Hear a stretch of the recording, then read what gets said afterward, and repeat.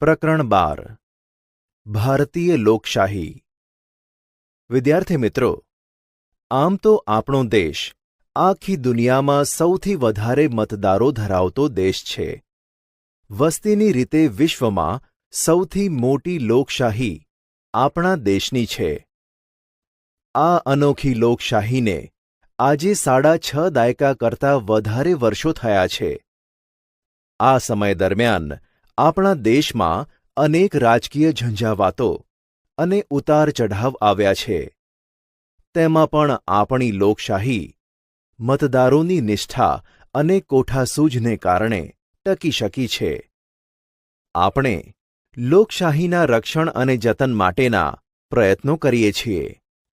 આ પ્રકરણમાં આપણે ભારતીય લોકશાહીના કેટલાક મહત્વના લક્ષણોનો અહીં અભ્યાસ કરીશું। લોકશાહીમાં ચૂંટણી। વિશ્વમાં અનેક દેશમાં લોકશાહી છે। લોકશાહી હોવા છતાં દરેક શાસન વ્યવસ્થામાં ભિન્નતા જોવા મળે છે। લોકશાહીમાં મતદાર પોતાનો મત આપે છે। શાસન વ્યવસ્થામાં ભિન્નતા હોવા છતાં દરેક લોકશાહીમાં મતાધિકાર અને મતદાન સર્વસામાન્ય બાબત છે। મતદાર ચૂંટણી વખતે પોતાનો મત આપી લોકશાહીને જીવંત રાખવામાં સહયોગી બને છે। આપણા દેશમાં સંસદીય વ્યવસ્થા છે। સંસદ લોકોનું પ્રતિનિધિત્વ કરતી રાષ્ટ્રીય સંસ્થા છે। સંઘની સંસદમાં રાષ્ટ્રપ્રમુખ, ઉપરાષ્ટ્રપ્રમુખ, રાજ્યસભા અને લોકસભાનો સમાવેશ થાય છે। આપણે અગાઉના પ્રકરણમાં જોયું કે સંસદનું ઉપલું ગૃહ રાજ્યસભા અને નીચલું ગૃહ લોકસભા છે। રાજ્યમાં વિધાનસભા હોય છે। કેટલાક રાજ્યોમાં વિધાન પરિષદ કાર્યરત છે। રાજ્યસભા, લોકસભા, વિધાનસભા અને વિધાન પરિષદની રચનાના કેન્દ્રમાં મતદાર છે। આપણા દેશમાં સ્થાનિક સ્વરાજ્યની સંસ્થાઓમાં મતદાન દ્વારા ચૂંટણી થાય છે। આમ ચૂંટણી દ્વારા લોકશાહી ચરિતાર્થ થાય છે। લોકશાહી અને મતદાર। વિદ્યાર્થી મિત્રો, લોકશાહીમાં મતદાર મહત્વ ધરાવે છે। આપણા દેશમાં સાર્વત્રિક અને પુખ્ત મતાધિકાર છે। 18 વર્ષ કે તેથી મોટી ઉંમરની વ્યક્તિનું મતદાર યાદીમાં નામ નોંધાવેલ હોય તે વ્યક્તિ મતદાન કરી શકે છે। જેણે નાદારી નોંધાવી ન હોય તેમજ માનસિક રીતે અસ્થિર જાહેર ન થયેલ હોય તેવો પ્રત્યેક ભારતીય નાગરિક કોઈપણ પ્રકારના ભેદભાવ વગર મતાધિકાર પ્રાપ્ત કરી શકે છે। શિક્ષણનું ઓછું પ્રમાણ, ગરીબી અને આવી અનેક બાબતો વચ્ચે પણ સાર્વત્રિક પુખ્ત મતાધિકાર દ્વારા બંધારણે મતદાર ઉપર વિશ્વાસ મૂક્યો છે। સાર્વત્રિક પુખ્ત વય મતાધિકારમાં વ્યક્તિ દીઠ એક મતનો સિદ્ધાંત સ્વીકારવામાં આવ્યો છે। લોભ, લાલચ અને ડર વગર મતદાન કરવાની દરેક નાગરિકની ફરજ છે। મતદાર જાગૃત તેમજ પોતાની ફરજ પ્રત્યે સભાન હોવો જોઈએ। બંધારણમાં દરેક નાગરિકને જ્ઞાતિ, ધર્મ, જાતિ કે શિક્ષણના ભેદભાવ વગર મતદાનનો અધિકાર આપવામાં આવ્યો છે। લોકશાહીમાં મતદાન એક મહત્વપૂર્ણ પ્રક્રિયા છે। આપણા દેશમાં સાર્વત્રિક મતાધિકાર છે। મતદાન મતદારનો અધિકાર હોવા ઉપરાંત મતદાન આપણી ફરજ પણ છે। એક મતદારે પોતાના અધિકારનો ઉપયોગ કરવો જોઈએ। લોકશાહીનો આધારસ્તંભ ચૂંટણી। વિદ્યાર્થી મિત્રો, લોકશાહીનો આધાર એટલે ચૂંટણી। ચૂંટણી વખતે ઉત્સવ જેવું વાતાવરણ જોવા મળે છે। ચૂંટણી વખતે પ્રજા તેમના પ્રતિનિધિનું મૂલ્યાંકન કરી શકે છે। નિર્ધારિત લાયકાત ધરાવતી દરેક વ્યક્તિને લોકશાહીમાં ચૂંટણી લડવાનો અધિકાર છે। ચૂંટણીમાં રાજકીય પક્ષો ઉપરાંત અપક્ષ ઉમેદવારો ચૂંટણી લડે છે। ચૂંટણીમાં જે રાજકીય પક્ષ અથવા જે રાજકીય પક્ષોના ગઠબંધનના સૌથી વધારે ઉમેદવારો વિજેતા બન્યા હોય તે સત્તા પર આવે છે. લોકશાહીમાં લોકોનું સમર્થન મેળવીને જ સત્તા સુધી પહોંચી શકાય છે. આપણી લોકશાહી વ્યવસ્થામાં દેશની સૌથી ટોચની સંસ્થા સંસદ અને સૌથી પાયાનો એકમ ગ્રામ પંચાયત છે. ગ્રામ પંચાયત, તાલુકા પંચાયત અને જિલ્લા પંચાયત જેવી સ્થાનિક સ્વરાજ્યની સંસ્થાઓમાં પણ ચૂંટણી થાય છે. આ સંસ્થાઓમાં લોકોના મતદાન વડે જ વિજેતા સભ્યોની પસંદગી થાય છે. નાના શહેરોમાં નગરપાલિકા કે મોટા શહેરોમાં મહાનગરપાલિકાની ચૂંટણી થાય છે.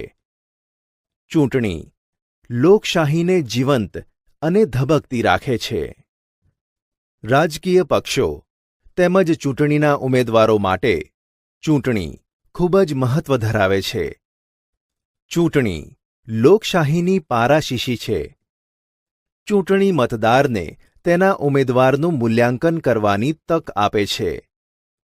ચૂંટણી દેશમાં નવી રાજકીય વ્યવસ્થા કે રાજકીય વમળો સર્જે છે. ચૂંટણીથી દેશના સામાજિક અને આર્થિક વાતાવરણનો ખ્યાલ આવે છે. ચૂંટણી દ્વારા સરકારોનું ભવિષ્ય નક્કી થાય છે.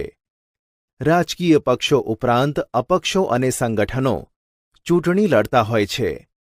સંસદીય લોકશાહીમાં જે રાજકીય પક્ષના ઉમેદવારો વધારે સંખ્યામાં ચૂંટાઈ આવે તે પક્ષ અથવા ગઠબંધનને આધારે ચૂંટાયેલા સભ્યોનો સમૂહ સત્તામાં આવે અને સરકાર રચે છે.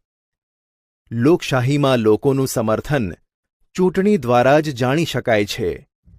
લોકોના સમર્થન દ્વારા જ સત્તા મેળવી કે ટકાવી શકાય છે. લોકશાહીનો પ્રાણ ચૂંટણી હોય, ચૂંટણી પ્રક્રિયા પારદર્શક હોય તે ખૂબ જ મહત્વનું છે. લોકશાહીમાં લોકમત.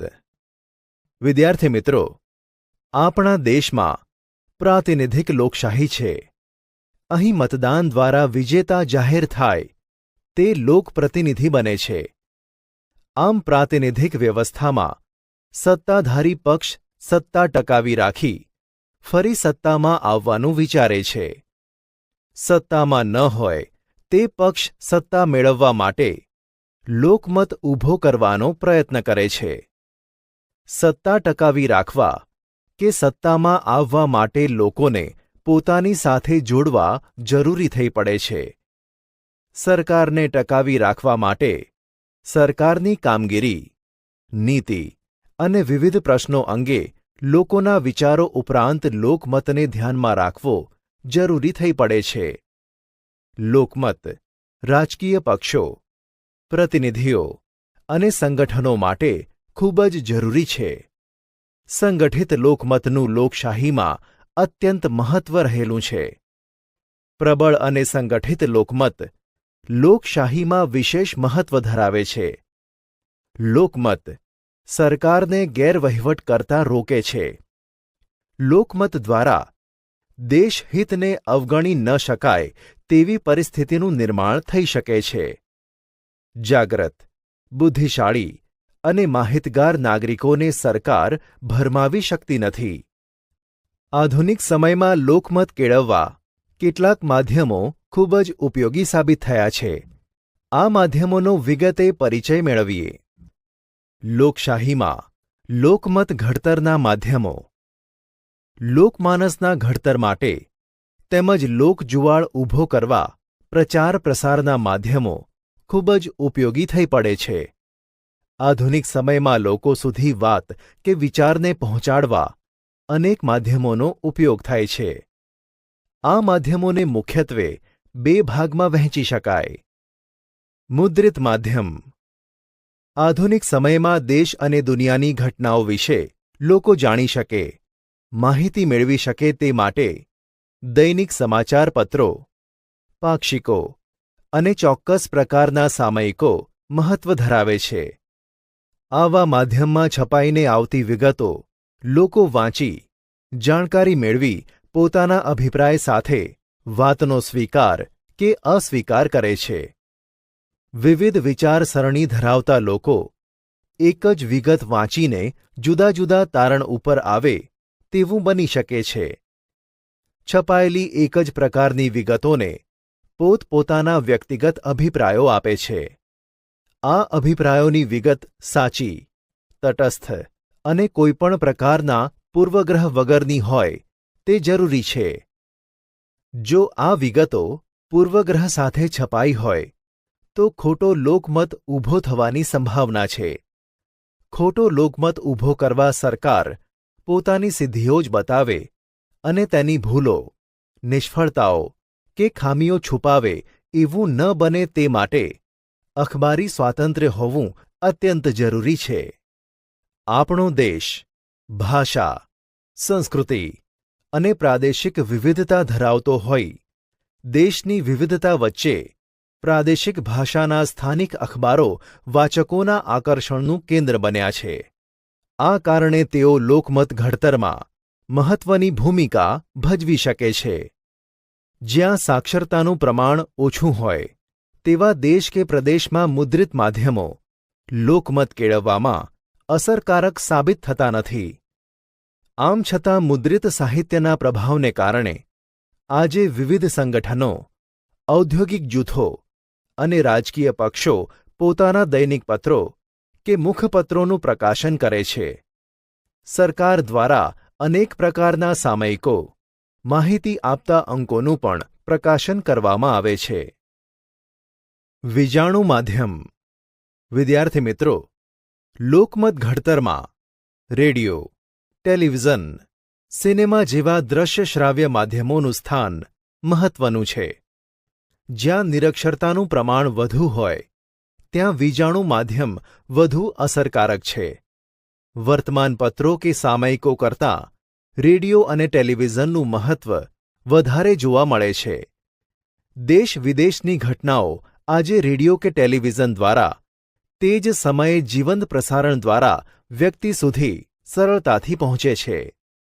ધારાવાહિકો, નાટકો અને ફિલ્મ દ્વારા મનોરંજનની સાથે અસ્પૃશ્યતા, દહેજ પ્રથા, શોષણ, ગરીબી જેવી સામાજિક અને આર્થિક ઉપરાંત અનેક સમસ્યાઓની રજૂઆત અસરકારક રીતે કરીને લોકમત કેળવી શકાય છે. આવા મહત્વના માધ્યમમાં અયોગ્ય પ્રસારણ ન થાય અને તેની ઉપર યોગ્ય નિયંત્રણ મુકાય તે જરૂરી છે. વિજાણુ માધ્યમમાં પ્રસારિત થતા વિવિધ બીભત્સ અને હિંસા દર્શાવતા કાર્યક્રમો સામે રાજકીય પક્ષો અને સ્વૈચ્છિક સંગઠનો યથાયોગ્ય સમયે આંદોલન કરે તે લોકશાહીમાં આવકાર્ય છે. આજકાલ ટેકનોલોજી એટલી ઝડપી છે કે ઇન્ટરનેટ અને સેલફોન દ્વારા સતત લોકો એકબીજાથી સંપર્કમાં રહી પોતાની વાત કે વિચારો ફેલાવવાનું કાર્ય કરે છે. આજે લોકમત કેળવવા માટે વિજાણુ માધ્યમોનો બહોળા પ્રમાણમાં ઉપયોગ થાય છે. ટેલિવિઝન, રેડિયો, ખાનગી રેડિયો એટલે કે FM આધુનિક સમયમાં લોકમત કેળવવા માટે વિશિષ્ટ માધ્યમ છે. તટસ્થ વિગતો કે જાણકારી વગર આધુનિક સમયમાં ઘટનાની માહિતી ઝડપથી ફેલાઈ જાય છે. ખોટી વિગતોને આધારે ક્યારેક ખોટો લોકમત કેળવાઈ જવાનો ડર રહે છે. વિજાણુ માધ્યમ દ્વારા થતા વિવિધ પ્રકારના સર્વે લોકમત કેળવવાનું કાર્ય કરે છે. કોઈ ચોક્કસ વિગતોને આધારે લોકમત જાણવા સર્વે કરવામાં આવે છે. ચૂંટણી સમયે ઓપિનિયન પોલ રજૂ કરવામાં આવે છે. ઓપિનિયન પોલ દ્વારા લોકમત કઈ દિશામાં ઢળી રહ્યો છે તેનો અંદાજ આવે છે. ઓપિનિયન પોલ દરેક વખતે સાચા જ અને વિશ્વસનીય હોતા નથી. આજના સમયમાં વિજાણુ માધ્યમો ખૂબ જ મહત્વનું સ્થાન ધરાવે છે. લોકશાહીમાં લોકો અને સરકારે ધીરજ રાખવી જરૂરી થઈ પડે છે. લોકોની વાત, વિચાર કે વિગત સરકાર સુધી પહોંચે અને સરકારની વિવિધ યોજનાઓની વિગતો તથા સરકારની સિદ્ધિઓ લોકો સુધી પહોંચાડવામાં આ માધ્યમો ખૂબ જ ઉપયોગી છે. રેડિયો દૂર તેમજ અંતરિયાળ પ્રદેશો સુધી પોતાનું કાર્યક્ષેત્ર ધરાવે છે. માત્ર શ્રાવ્ય માધ્યમ હોવાથી રેડિયો અસરકારક માધ્યમ બની શક્યો નથી. રેડિયોની સરખામણીમાં ટેલિવિઝન ઉપર પ્રસારિત કાર્યક્રમો ખર્ચાળ હોવા છતાં વીજાણુ માધ્યમ તરીકે લોકભોગ્ય બન્યા છે. લોકશાહીમાં લોકો પ્રથમ રાષ્ટ્રહિતને મહત્વ આપીને જ પોતાની લોકમત રજૂ કરે તેવી અપેક્ષા રાખવામાં આવે છે. લોકશાહીના પ્રકાર. વિશ્વમાં અનેક દેશોમાં લોકશાહી છે. લોકશાહી શાસન વ્યવસ્થામાં પણ ભિન્નતા જોવા મળે છે. આપણા દેશમાં સંસદીય લોકશાહી શાસન વ્યવસ્થા છે. અમેરિકા જેવા દેશમાં પ્રમુખીય લોકશાહી શાસન વ્યવસ્થા જોવા મળે છે. સંસદીય લોકશાહી અને પ્રમુખીય લોકશાહી એમ મુખ્ય બે પ્રકાર વિશે આપણે જોઈશું. સંસદીય લોકશાહી. આપણા દેશે સંસદીય લોકશાહીનો સ્વીકાર કર્યો છે, જેમાં લોકસભામાં જે પક્ષને સ્પષ્ટ બહુમતી મળી હોય તેના નેતાને રાષ્ટ્રપ્રમુખ વડાપ્રધાન તરીકે નિમે છે. વડાપ્રધાન સરકારની રચના કરે છે. આ સંસદીય સરકાર લોકસભાને સંપૂર્ણપણે જવાબદાર છે. જ્યાં સુધી સરકાર લોકસભાના બહુમતી સભ્યોનો વિશ્વાસ ધરાવતી હોય ત્યાં સુધી જ તે સત્તા ઉપર રહી શકે છે. પ્રમુખીય લોકશાહી. પ્રમુખીય શાસન વ્યવસ્થા લોકશાહીનો બીજો મહત્વનો પ્રકાર છે. પ્રમુખીય લોકશાહીમાં સામાન્ય રીતે પ્રમુખ સીધા લોકો દ્વારા ચૂંટાય છે. પ્રમુખ બંધારણમાં નિશ્ચિત કરવામાં આવેલી મુદત સુધી સત્તા ઉપર રહી શકે છે. અમેરિકા અને દુનિયાના બીજા કેટલાક દેશોમાં આવી પ્રમુખીય લોકશાહી શાસન વ્યવસ્થા છે. લોકશાહીમાં ચૂંટણી તંત્ર. વિદ્યાર્થી મિત્રો, આપણો દેશ વિશ્વમાં સૌથી વધારે મતદારો ધરાવતો દેશ છે. આ ચૂંટણી પ્રક્રિયાનું સંચાલન, નિયમન અને નિરીક્ષણ ચૂંટણી પંચ કરે છે. દેશની લોકશાહી જીવંત રહે તે માટે ચૂંટણી પંચ સ્વતંત્ર, નિષ્પક્ષ અને સ્વાયત્ત હોવું જરૂરી છે. ચૂંટણી પંચની સ્વાયત્તતા જળવાઈ રહે તે જરૂરી છે. આ માટે ચૂંટણી કમિશનરોની નિમણૂક, નોકરીની શરતો અને હોદ્દા પરથી મુક્ત કરવા કે દૂર કરવા માટે બંધારણમાં ચોક્કસ જોગવાઈ કરવામાં આવી છે. સંસદ, રાજ્યોની વિધાનસભા, વિધાન પરિષદ ઉપરાંત રાષ્ટ્રપ્રમુખ અને ઉપરાષ્ટ્રપ્રમુખની ચૂંટણી કરવા માટેની જવાબદારી અને સત્તા ચૂંટણી પંચની છે. આપણા દેશની ચૂંટણી ગુપ્ત મતદાન દ્વારા થાય છે. વિધાનસભા કે સંસદની 5 વર્ષની મુદત પૂર્ણ થાય ત્યારે તેનું વિસર્જન કરી નવેસરથી ચૂંટણી કરવામાં આવે છે. કોઈના અવસાન કે રાજીનામાથી ખાલી પડેલ બેઠક ભરવા માટે યોજાતી ચૂંટણીને પેટા ચૂંટણી કહે છે. ચૂંટણીની તારીખોની જાહેરાત, ઉમેદવારી પત્ર ભરવાથી લઈ તેની ચકાસણી, ઉમેદવારી પત્ર પાછું ખેંચવાની તારીખ, ઉમેદવારની અંતિમ યાદીની જાહેરાત, ચૂંટણી પ્રતીક ફાળવવા માટે નક્કી કરવા જેવી બાબતો ચૂંટણી પંચના કાર્યક્ષેત્રમાં આવે છે. ચૂંટણીની તારીખો જાહેર થાય તે સમયથી જ આચારસંહિતા લાગુ પડે છે. સરકાર આચારસંહિતાના અમલ દરમિયાન લોકમતને પ્રભાવિત થાય તેવા કોઈ નીતિ વિષયક નિર્ણયો કે લાભકારી જાહેરાતો કરી શકતી નથી. ચૂંટણી પહેલા ઉમેદવાર કે તેમનો રાજકીય પક્ષ પોતાનો ચૂંટણી ઢંઢેરો બહાર પાડે છે.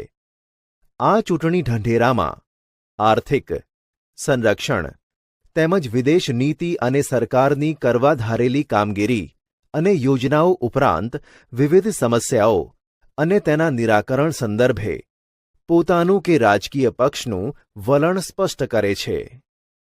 લોકશાહીમાં ગુપ્ત મતદાન. વિદ્યાર્થી મિત્રો, આપણા દેશમાં સંપૂર્ણ ગુપ્ત અને સ્વતંત્ર રીતે મતદાન દ્વારા ચૂંટણી યોજાય છે. ભારતની સંસદની ચૂંટણીને વિશ્વની સૌથી મોટી મતદાનની પ્રક્રિયા માનવામાં આવે છે. ચૂંટણી વખતે વિવિધ પક્ષો, સંગઠનો અને અપક્ષ ઉમેદવાર ચૂંટણી લડે છે. સૌ પોતાના વિચારો, કરેલા કાર્યો અને ભાવિ આયોજન મતદાર સામે રજૂ કરે છે.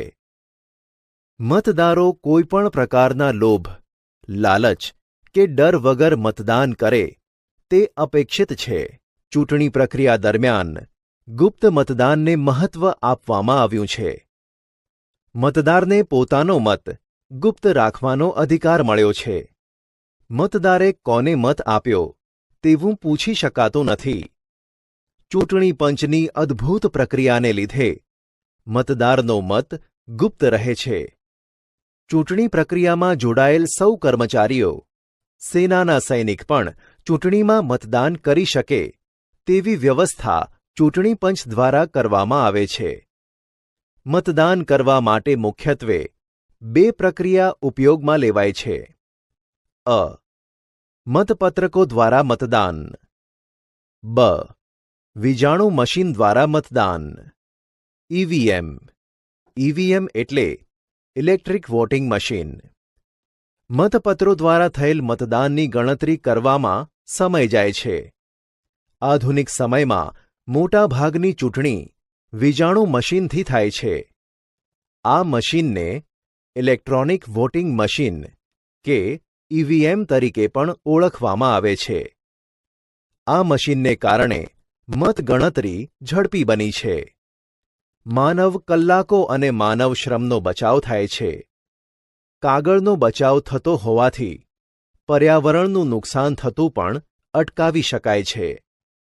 ઉમેદવારો પૈકી એક પણ ઉમેદવારને મત ન આપવા માંગે તો મતદાર none of the above NOTA કે નોટાનો ઉપયોગ કરી શકે છે. લોકશાહી અને રાજકીય પક્ષો. વિદ્યાર્થી મિત્રો, આપણા દેશમાં બહુપક્ષીય લોકશાહી હોવાથી દેશમાં અનેક નાના મોટા રાજકીય પક્ષો છે. પક્ષને માન્યતા આપવા માટે ચૂંટણી પંચે ચોક્કસ ધોરણો નક્કી કર્યા છે.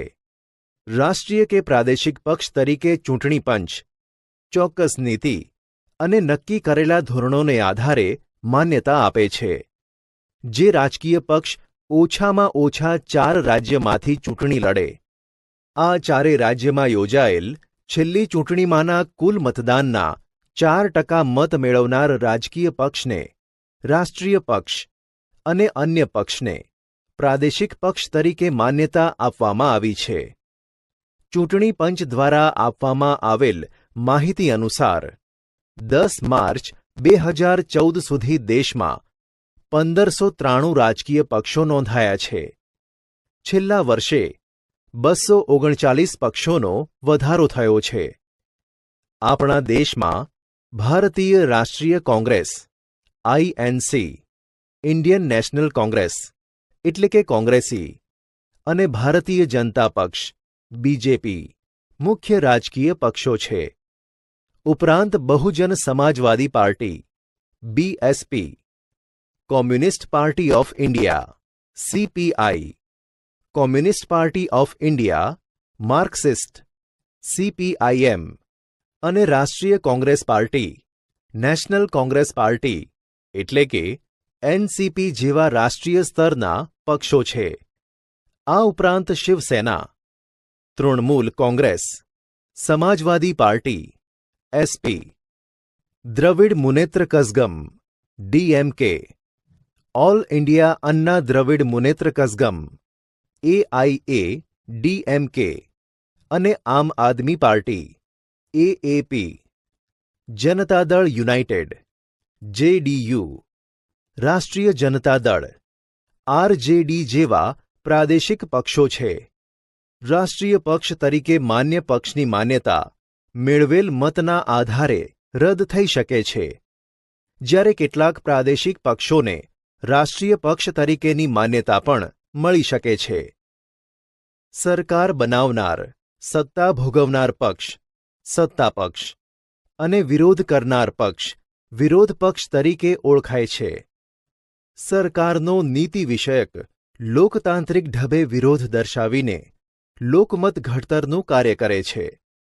જરૂર પડે તેવા સામાજિક અને જાહેર હિત ધરાવતા પ્રશ્નોમાં સરકારને સહકાર આપે તે તંદુરસ્ત લોકશાહીમાં અપેક્ષિત છે. સરકાર પક્ષ અને વિરોધ પક્ષના સમતોલ સંબંધો ઉપર લોકશાહીની સફળતાનો આધાર છે. અસરકારક અને સબળ વિરોધ પક્ષ એ જીવંત લોકશાહી માટે અનિવાર્ય શરત છે. લોકશાહી એક રથ છે. સત્તા પક્ષ અને વિરોધ પક્ષ લોકશાહી રથના બે પૈડાં છે.